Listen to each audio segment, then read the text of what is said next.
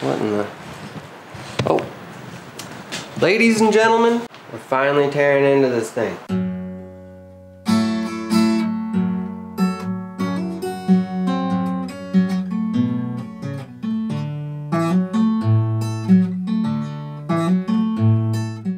It's just real leaky, so I'm doing all the seal, top to bottom. I think I got all the stuff. Let me show you where we're at. We've already been at this thing for a little while. All the spark plugs. Check the compression. We're at 175 even per cylinder and holding. Drained all the coolant, took out the radiator. Took off all the accessories on the front of the engine. There was a lot of power steering fluid leaking. My main seals are leaking. Valve cover gaskets, you guessed it, they're leaking. Brakes were working pretty good. The clutch was working pretty good. I'm gonna take some notes as I'm going. Remember what goes where. My goal for now is to just kind of get it all torn apart and to get my head wrapped around everything that I need. I'm eager to get this thing going because I have another project that I'm more excited about than my freaking daily driver. This thing just needs to get on the road so I can be reliable, have a fun daily. Goodbye.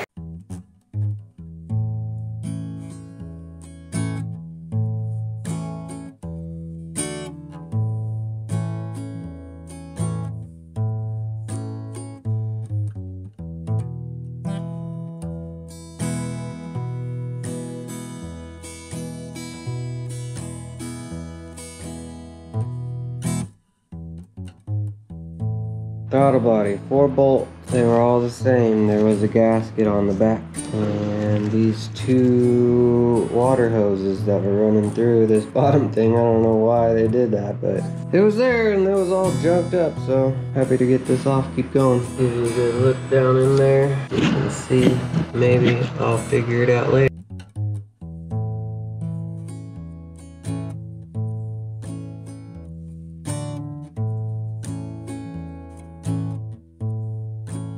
I'm gonna go for these timing covers. They should be easy and I'll feel accomplished for the day.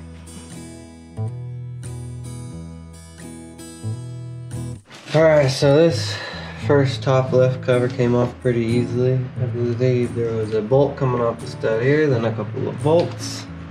I went as far as to label them and make a little diagram so that I don't mess them up. And I'm gonna get this upper right one off now. We got the timing set cover off, and I'm not too happy with what I'm seeing here, honestly. The belt looks okay. Someone came in here and really tried real hard to gunk it up. You know, this side actually probably held okay.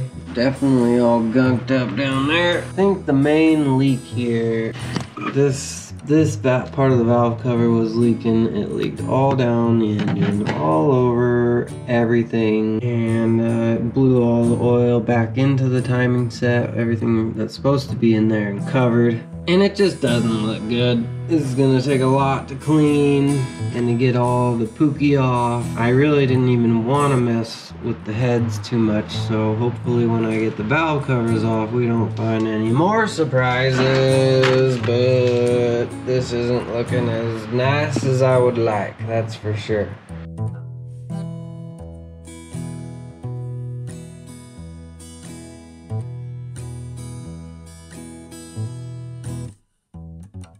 Alright, so I'm doing it. I'm gonna remove the hood. I got a couple of tie downs wrapped around it because I'm by myself. I'm gonna hang it from the rafters above. Then I'm gonna undo the bolts and I'm probably just gonna ratchet strap it and leave it up there because I got nowhere else to put it.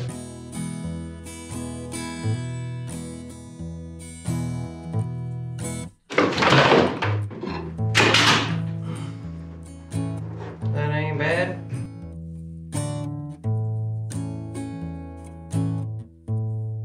The hood is off. Alright, I'm getting these 2 air lines off back here. They're connected to this red plug. I got the one that wraps around to the back side of the firewall. Here goes on the back side. And this front one goes up this way. And it's on the front. I'm gonna get this little whatever this evap sensor is out. Alright, so there's this bolt back here that holds on this bracket that covers the fuel pressure regulator. That's it back there. You gotta go and find yourself a 6mm Allen key and just cut it off a little like that, because the gap between the bolt and the firewall is so small. I couldn't get a regular Allen wrench in there, so hopefully I cut off enough, we'll see. It barely fits back there. Not only that, but the thing was tight as hell. I don't know who put this in, but they just hated whoever had to work on this thing next. Anyway, I'm gonna try to work this thing out so I can finally get the goddamn intake manifold off. It's taking forever. I'm gonna work on getting this, whatever that thing is, off. Here we got the upper intake manifold off. Once you got the 2 Allen bolts that were screwed in here and here, holding on the bracket that was covering the fuel pressure regulator, you could swing up this whole fuel rail assembly. You can swing this up out of the way. It'll allow you to pull this upper hat off. It had these linkages back here, which I was a little worried about, but they seem to only be connected to whatever this is. And this had a line that was connected to this vacuum switcher. So I believe this has to do with some of the butterfly valves that are inside of this upper hat. Flip it over and take a look. I got a whole bunch of old gasket material here. Look at all this soot. Anyway, when I operate this valve, it pulls these shut, which I think, I don't know what that would do. Maybe improve something. I don't know. Anyway, that's how they work. Now we can get a look at this thing in the car. You can tell this gasket material was all blown out, probably causing vacuum leaks. There's a vacuum line right back there. There's this EGR tube with things connected on the rear. So the next thing on my list here to get the intake manifold off is removing this EGR pipe that runs to the header right here. I need to get that off because this whole thing is cast into the intake manifold. That nut is pretty big. Alright, so I finally got that EGR valve unscrewed, that big nut, onto a flared fitting. Took forever. Now I'm working on breaking these intake manifold nuts loose. I learned from doing a little research that the fuel lines have a bracket that are bolted to the back side of the intake manifold. So I got these 4 bolts off of the intake manifold. One was a bigger 14, the other 3 were 12. 14 went on this driver front stud. Now I'm gonna try and get the intake manifold off. Oh yeah, wouldn't you know it? Looks like the guy, whoever put mine back together, left the bolts out of those brackets, so my intake manifold should just come right out. And there she is, folks. Here's the front. Here's the back.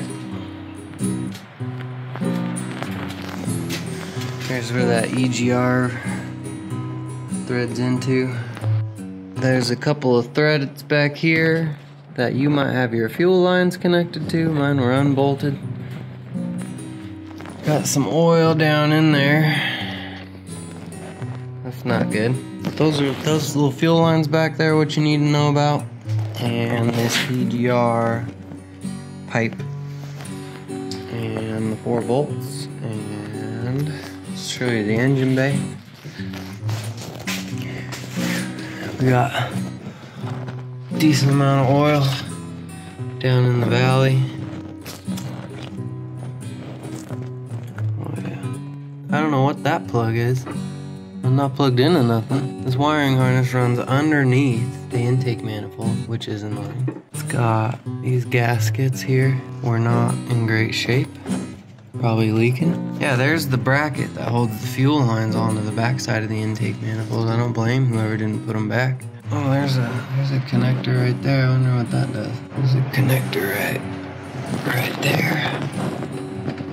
But I think I can get the wiring harness up out of the way now, and I can get to the fuel lines much easier to disconnect them. Hello. Right there and right there. We're gonna clean all this up. I'm gonna get this engine out of here entirely, and we're gonna change the rear main seal, get a good look at the clutch, and I'm happy I got this intake manifold off. I'm gonna take a break, get some lunch, get dinner started, and we'll be back at this probably tomorrow. Well, that's all for today's episode. Consider checking out some of my previous episodes. And if you're new here, please consider subscribing so you can join us next time when we continue tearing this engine down and get it out so we can give it the refresh it deserves. Thanks for joining us.